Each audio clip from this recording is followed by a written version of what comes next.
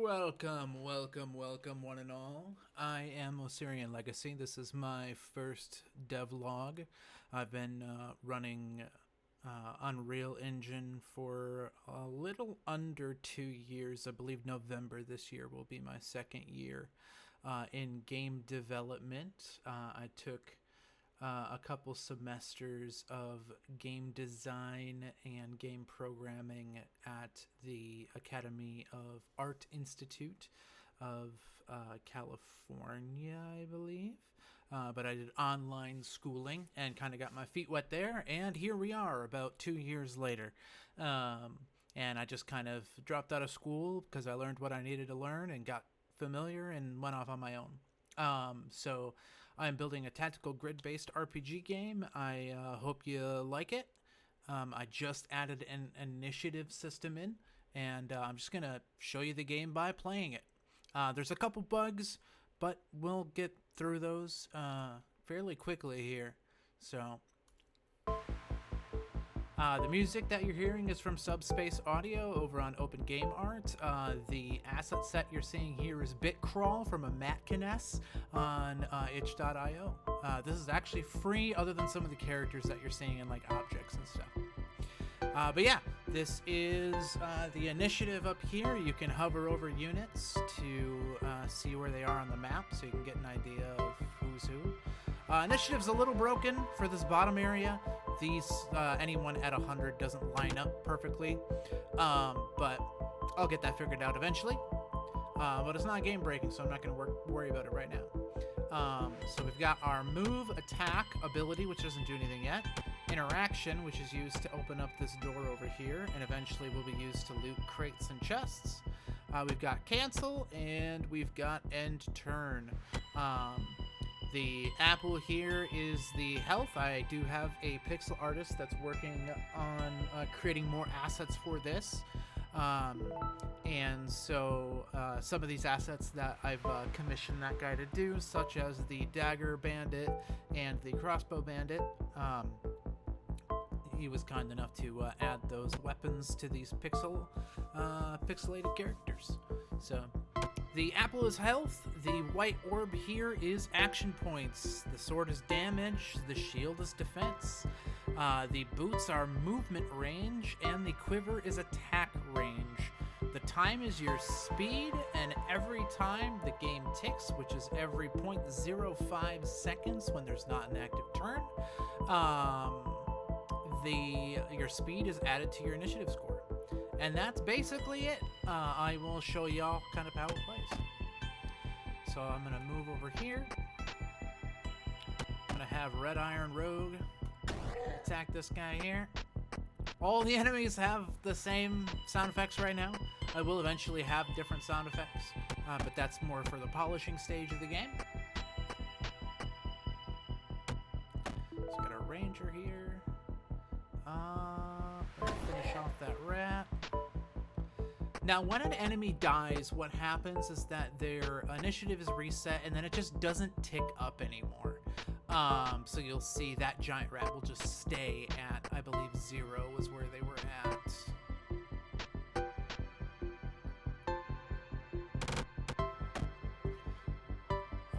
Let's see here. So the knight has a lot of health and defense compared to the other units. Can't move quite as far, so we're just going to move up. The rogue has a 2 attack range, so I'm going to go ahead and attack that guy. There is a bug where the ranges don't show right. You'll see that the attack range sometimes does show red like it's supposed to, and sometimes it shows blue like a movement. I'm not quite sure why it's happening. I've looked into it a couple times, didn't really figure it out, but again, not game breaking, you know. I gotta focus on the core game loop before I do polish passes on that kind of stuff. But as I'm playing this, kind of when the enemies are going, I'll explain some extra stuff. So the goal is to get your characters to the stairs. If you get your characters to the stairs and you interact with the stairs with the hand icon when you're next to them, you will, that character will leave combat and no longer tick in the initiative, and they will not be usable, but they also can't die at that point. They can't be attacked if there are still enemies left over. I probably shouldn't have put the knight there, since these guys can move farther. The goal is to get all of your characters to the stairs and interact with it, so you can leave or kill all the enemies. If you kill all the enemies, you auto-succeed, and it goes to the next level in the dungeon. These are not procedurally generated. The enemies are, and eventually the objects will be. But I did not want procedural generation because I wanted to have more handcrafted maps. Because this game will have some story to it. I don't know how much story yet, but it will have some. And eventually there will be abilities like healing and fireballs and all that good kind of stuff. I just am not at that stage yet. It has only been in development for a little over 2 weeks, I want to say, as of today. So still a wee baby of a game. Since Galandros the Ranger hasn't moved. Get an extra attack in there. Bob's got one more hit point left. I know, amazing names for everybody. And see, this guy's got a crossbow, so he's shooting my knight. Might have too much damage on the crossbow guy, but he's very low health, so. I am going to be adding diagonal movement to some units, as I've noticed that it's kind of crappy to have your units stuck, and it would be cool if heavier units could not move diagonal, but those that weren't quite so heavy could, like the rogue or the ranger would be cool to have be able to move diagonal to have that extra benefit. But we'll see. I don't know. Maybe I just need to make levels a little wider open. But it is always nice to get a kill zone. Another bug that I wanted to point out, and I haven't looked into it yet, but I can click all the way over here, and the unit will still move to its furthest range. And same with attacking. You probably noticed I clicked over here. And I ended up attacking the unit that was here, and that would be why. So, we can't move through this door, right? Like, there's no blue cells for movement. That is because we have to interact with the door to open it. So we've opened the door, now we can move. Opening doors does not currently cost any action points. I don't know if it will yet. That is something I'm gonna have to play test and see what's fun and what's not fun. Currently, also, like if you're doing ranged attacks, you know, it doesn't care about line of sight. I will eventually be adding that as well. So lots of stuff to do, lots of stuff to add.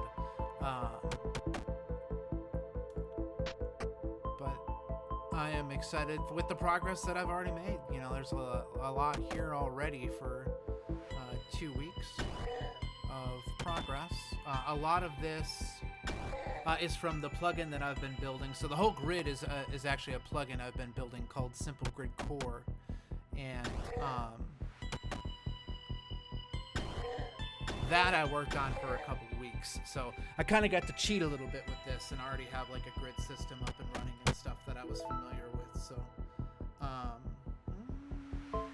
he's got 3 hit points. I'm gonna move here, do a swipe of the dagger,